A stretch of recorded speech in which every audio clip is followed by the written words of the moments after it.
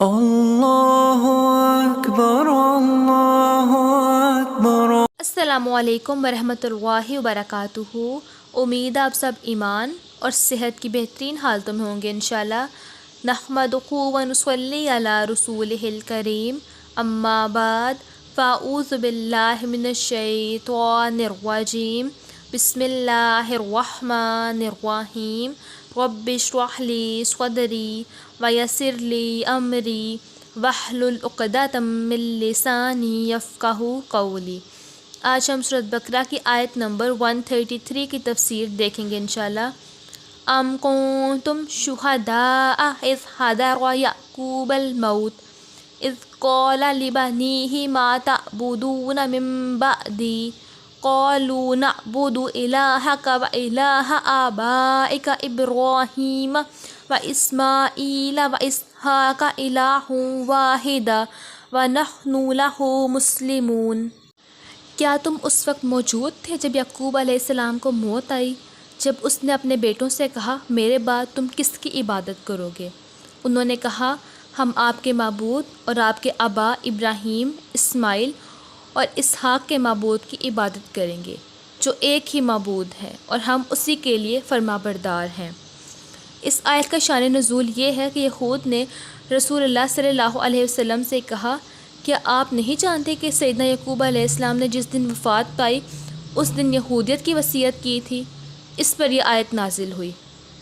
ام کنتم شہداء اذ حضر یعقوب الموت، کیا تم اس وقت موجود تھے جب سیدنا یعقوب علیہ السلام کو موت آئی؟ سیدنا یعقوب علیہ السلام کا نام اسرائیل تھا، انہی کی نسل میں سے بنی اسرائیل تھے۔ ان سے یہود کی گہری وابستگی تھی۔ ان کی موت کا معاملہ اور وصیت کا معاملہ یہود کو اندر سے ہلا دینے والا ہے۔ یہود کو زجر و توبیخ کرنے کے لیے کہا گیا ہے کہ کیا تم اس وقت حاضر تھے جب سیدنا یعقوب علیہ السلام نے اپنی اولاد کو یہودیت کی وصیت کی تھی؟ اگر وہ کہیں کہ وہ موجود تھے تو وہ جھوٹے ہیں، اور اگر کہیں کہ نہیں تھے تو یہ ثابت ہو گیا کہ انہیں معلوم ہی نہیں کہ کیا وصیت کی گئی تھی۔ اذ قال لبنیہ ما تعبدون من بعدی، جب اس نے اپنے بیٹوں سے کہا میرے بعد تم کس کی عبادت کرو گے؟ سیدنا یعقوب علیہ السلام پر جب اپنی موت کے آثار ظاہر ہوئے تو انہوں نے امتحان کے طور پر اپنے بیٹوں سے دریافت کیا تاکہ بیٹوں کی وصیت پر عمل پیرا ہونے کی وجہ سے سکون نصیب ہو۔ میرے بعد کس کی عبادت کرو گے؟ سیدنا یعقوب علیہ السلام نے ان کے توحید اور اسلام پر قائم رہنے کے بارے میں پوچھا اور ان سے اس پر ثابت قدم رہنے کا عہد لیا۔ قالوا، سیدنا یعقوب علیہ السلام کے بیٹوں نے ان کے سوال کا جواب دیتے ہوئے کہا نعبد الہک و الہ آبائک ابراہیم و اسماعیل و اسحاق الہ واحدا۔